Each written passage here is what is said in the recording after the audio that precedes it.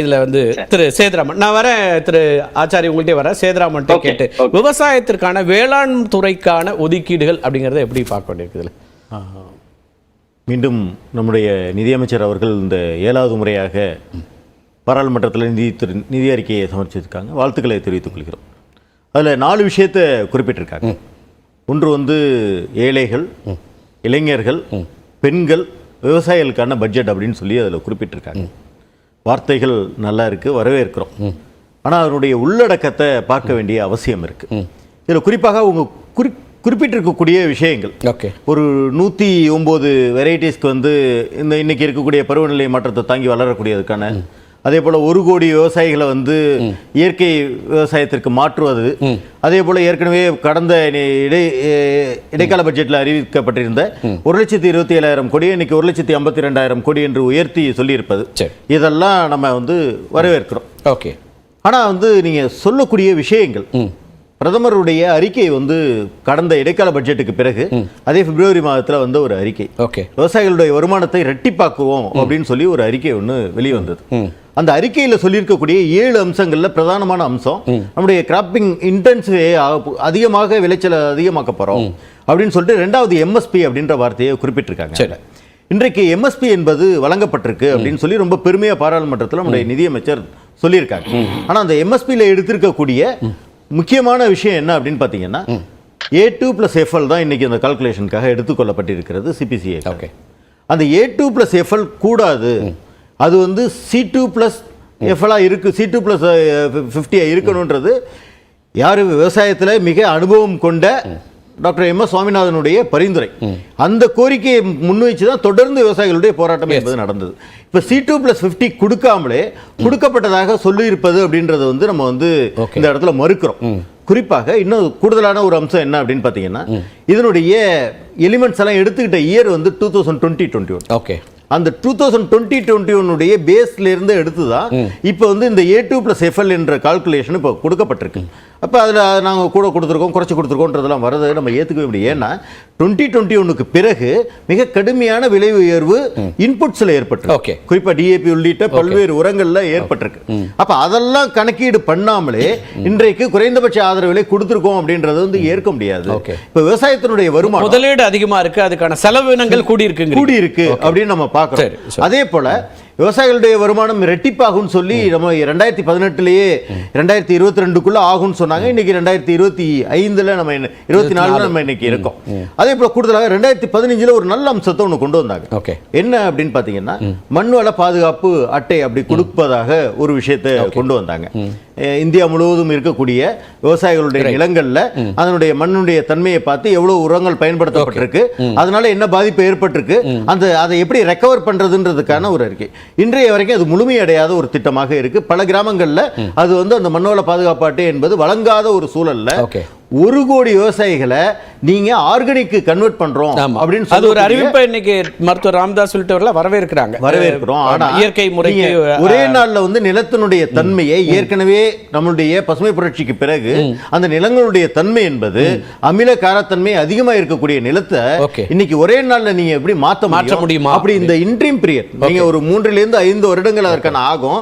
அதற்கான ஆலோசனை என்ன வழங்கப்பட்டிருக்கு அப்படின்ற கேள்வியும் அங்க தொங்கி நிற்கிறது. அதுல ஒரு ஒப்பீடியும் நான் கேட்கணும், அதுல எக்ஸ்பர்ட்ஸா இருக்கிறதுனால மேபி கேட்கலாம். இது இந்த முயற்சி இலங்கையில மேற்கொண்டது தான் சிக்கலாச்சு அப்படின்னு எனக்கு நினைவு இருக்கு. இந்த ஆர்கானிக் ஒரேடியா மாறும்போது அங்க அவங்களுக்கு வந்து அந்த விளைச்சல் வந்து சிக்கலாச்சு. அந்த சிக்கலும் வந்தது ராஜபக்ஷ அங்க இருக்கும்போது இருந்தது. நேற்றைக்கு பொருளாதார அறிக்கை வந்து அந்த பொருளாதார அறிக்கையில சுட்டிக்காட்டக்கூடிய ஒரு விஷயத்தை நான் குறிப்பிட விரும்புறேன். இந்தியாவினுடைய உற்பத்தி, அதாவது வந்து நம்ம ஒப்பீட்டு அளவில் இன்னைக்கு வந்து அதே அருகில் இருக்கக்கூடிய சைனாவோட கூட நம்ம ஒப்பிட்டோம். சில ஆயிரம் ஹெக்டேர்ஸ் வந்து நம்மளோட அவர்கள் குறைவான பாசன பரப்புள்ள விவசாயம் செய்யக்கூடிய நிலங்கள் இருக்கு. ஆனா உற்பத்தி என்பது நம்மை விட 4 மடங்கு 5 மடங்கு அங்க உற்பத்தி அதிகமா இருக்கு. உதாரணத்துக்கு நம்ம நெல்லை எடுத்துக்கிட்டோம்னா நெல் வந்து சர்வதேச அளவுல ஒரு ஹெக்டேருக்கு 6000 கிலோகிராம் உற்பத்தி ஆகக்கூடிய ஒரு சூழல் இன்னைக்கு இருக்கு. ஆனா இந்தியாவினுடைய சராசரி உற்பத்தி என்பது 4000 கிலோவை தாண்டல அப்படின்றது தான் யதார்த்தம். இது நெல்லுக்கு மட்டும் கிடையாது, இன்னைக்கு பல்வேறு கோதுமை உட்பட பல்வேறு பொருட்களுக்கு இருக்கக்கூடிய யதார்த்த நிலை. அப்ப இதை வந்து டெவலப் பண்ணக்கூடிய இடமாக இன்னைக்கு வந்து ICAR இன்னைக்கு இருக்கு, Indian council of agriculture research இருக்கு. அதற்கான நிதி என்பது ஒரு குறைந்தபட்சம் விவசாய பட்ஜெட்ல அலாட் பண்றதுல ஒரு 10% ஒதுக்கணும். இந்த முறை அறிவிப்புல வேளாண் ஆராய்ச்சி ஊக்குவிக்கப்படும்ன்றதையும் சொல்றாங்களே பட்ஜெட். ஆனா அதுல கூடுதலான இருக்கக்கூடிய ஒரு வார்த்தை, அடுத்த வார்த்தை என்ன இருக்குன்னா, அது ICAR உட்பட இன்னைக்கு இருக்கக்கூடிய பெருநிறுவனங்களும் இணைந்து செய்யப்படும் அப்படின்றத நம்ம இங்க பார்க்க வேண்டிய அவசியம் இருக்கு. ஏன்னா ICAR-ஓட கடந்த வேளாண்மைக்கான நிதி ஒதுக்கீடு கூடுதலாக இருக்கிறது அப்படிங்கறதெல்லாம் அதுல பாசிட்டிவ் இல்ல. என்ன காரணம்னா 46% வேலைவாய்ப்பு வழங்கக்கூடிய துறை வேளாண் துறை, 14% உள்நாட்டு மொத்த உற்பத்தியில் 14% விவசாயத்தினுடைய பங்கு இருக்கு. நீங்க கடந்த ஆண்டினுடைய வளர்ச்சியை வந்து பாத்தீங்கன்னா 4 இருக்கிறதா நிதிநிலை அறிக்கையில் சொல்லப்பட்டிருக்கு. ஆனா விவசாயத்திற்கு 2021-22க்கு பிறகு 3% மேல ஒட்டுமொத்த செலவினங்கள்ல நிதி ஒதுக்கப்படல. விவசாயம் என்கின்ற தலைப்புல கொடுக்கப்பட்டிருக்கிறதுல கடந்த பட்ஜெட்ல கொடுத்திருக்கிறது 2.67% தான் அப்ப வழங்கப்பட்டிருக்கு. அப்ப எந்த துறை 46% இருக்கக்கூடிய துறைக்கான ஒதுக்கீடு எவ்வளவு இருக்கு அப்படிங்கிற கேள்வி.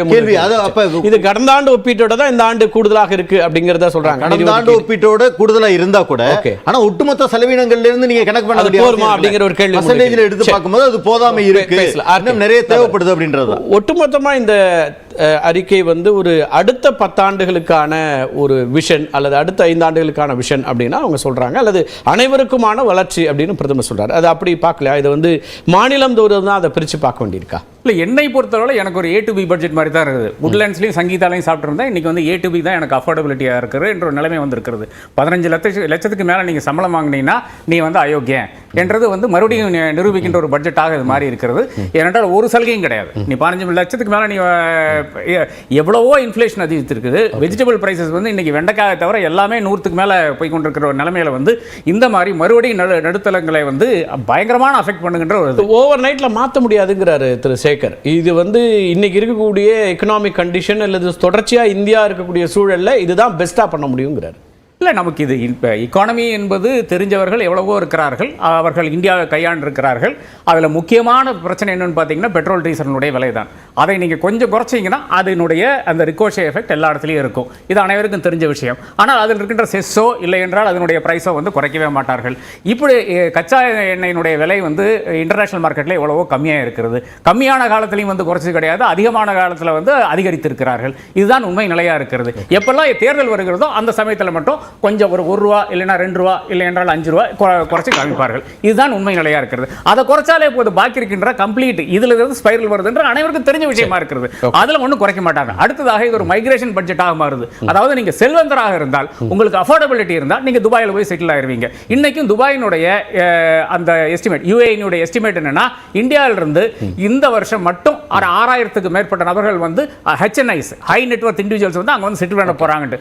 அதற்கு காரணம் என்னன்னா வேற ஒன்றும் கிடையாது, இந்த இண்டெக்ஸேஷன் என்ற ஒரு பிரச்சனை வருகிறது. இது ஒன்று மட்டும் கிடையாது. இந்த அதாவது ஒரு கார்ப்பரேட் நிறுவனத்தில் நீங்கள் இருக்கீங்கன்னா உங்களுக்கு சம்பளம் கொடுக்கும்போது ஃபர்ஸ்ட் டாக்ஸ் வந்து உங்களுக்கு சம்பளம் கொடுக்கும்போது அந்த கார்ப்பரேட் நிறுவனம் கொடுக்க வேண்டும். அதற்கு பிறகு வந்து நீங்கள் இண்டிவிஜுவலாக அந்த சம்பளத்தில் வந்து நீங்கள் டாக்ஸ் கொடுக்க வேண்டும். அதன் பிறகு வந்து நீங்கள் அதில் ஒரு வீடு வாங்கினா இல்லை என்றால் வேறு எது கொடுத்தீங்கன்னா அதில் வந்து உங்களுக்கு முன்னாடியே வாங்கியிருந்தா கூட அதுக்கு இன்டர்செக்ஷன் கிடையாது, ஒன்றும் கிடையாது, அதில் நீங்கள் கொடுக்க வேண்டும். அதாவது 2001 இல்லை 2000 நீங்கள் வந்து ஒரு 25 லட்சத்துக்கோ ஒரு 15 சிஸ்டமே அப்படிதானே இருக்கு. இப்ப நம்ம சாலை வரி கட்டிட்டு தான் ஒரு வாகனத்தை எடுக்கிறோம், காரோ அல்லது வேற எந்த வாகனமா இருந்தாலும். மீண்டும் மீண்டும் டோலுக்கும் நம்ம வரி கட்ட வேண்டியிருக்கு. டோல் ஃப்ரீ ரோடே நம்ம கிடையாது. அதான் சிஸ்டமா இருக்கு. ஓவர் நைட்ல மாத்த முடியுமான்னு கேட்கல. அது ஃபேரா இருக்கணும்னு தான் சொல்றோம். அதாவது ஒரு இண்டிவிஜுவல் வந்து 34% டாக்ஸ் கொடுக்கும்போது, 15 லட்சத்துக்கு மேல சம்பாதிக்கின்ற ஒரு இண்டிவிஜுவல் வந்து 34% டாக்ஸ் கொடுக்கும்போது ஏன் ஒரு கார்ப்பரேட்டர் வந்து 21% டாக்ஸ் கொடுக்கிறது தான் முக்கியமான கேள்வியா இருக்குது. இது வந்து டாக்ஸேஷனுடைய பிரச்சனை, ரெகுலேஷனுடைய பிரச்சனை. அடுத்ததாக முக்கியமான பிரச்சனைன்னு பாத்தீங்கன்னா இது வேலை வாய்ப்பின்மையினுடைய பிரச்சனை. அதுல ஒரு நாம் என்ன நினைச்சோம்னு பாத்தீங்கன்னா ஒரு பாலிசியாக வரும், இல்லை என்றால் ஒரு புதிதாக ஏதாச்சும் ஒரு விஷயத்தை வந்து அவர்கள் சொல்லுவார்கள். அது இல்லாம இந்த மாதிரியான, அதாவது 1 கோடி இளைஞர்களுக்கு வந்து இன்டர்ன்ஷிப், 6000 ரூபாய் வந்து 5000 ரூபாய் வந்து புது வேலை வாய்ப்பு நிறைய திட்டங்கள் அந்த மாதிரி, அது எல்லாம் என்னை பொறுத்தவரை என்ன குறிக்குன்னு பாத்தீங்கன்னா மறுபடியும் ஒரு மிட் டேர்ம் போலுக்கு போகக்கூடிய ஒரு வாய்ப்பு தான் நான் பார்த்து கொண்டிருக்கிறேன். இது அடுத்த தேர்தலுக்கான ஒரு யுக்தியாக தான் பார்க்கிறேன் தவிர நிச்சயமாக இது வந்து இந்தியாவில் இருக்கின்ற பிரச்சனைகளுக்கு ஒரு சொல்யூஷனாக இல்லை என்றுதான் என்னுடைய பெரிய ஒரு கவலையாக இருக்கிறது. அப்படி எந்த ஒரு தேர்தலுக்கானதாக இருந்ததுன்னா மகாராஷ்டிராக்கானதாக எந்த அறிவிப்பும் காணும், அடுத்த தேர்தல் வரக்கூடிய மாநிலங்களுக்கு அறிவிப்பா? இல்ல லோக்சபா தேர்தலுக்கான ஒரு ரெண்டு மாநிலத்துக்கு தான் கவனிச்சிருக்காங்கிறது தான் குற்றச்சாட்டே இருக்குது. இல்ல என்னை பொறுத்தளவுல இது எதற்கான இதுன்னு பாத்தீங்கன்னா இந்த 5000 ரூபாய் என்பது அது ஸ்கீம்ல வரக்கு ஏறத்தாழ ஒரு வருட காலமாக இது 5000 ரூபாய் போய் சேர்றதுக்கு எப்படி அந்த 6000 ரூபாயத்தை வச்சு விவசாயிகள் கொடுத்த 6000 ரூபாய் வைத்து 2019 வந்து ஒரு பெரிய ஒரு வாக்கு சதவீதம் வந்து பாஜக கைப்பற்றிச்சோ லாபாரதி ஸ்கீம்ஸ் மூலமாக அதே மாதிரி ஒரு ஸ்கீமாக தான் இதை பார்க்கிறேன். ஒரு வருஷத்துல நமக்கு தேர்தல் வர்றதுக்கான அந்த வாய்ப்பு இருக்கிறது. ஓகே, பேசலாம்.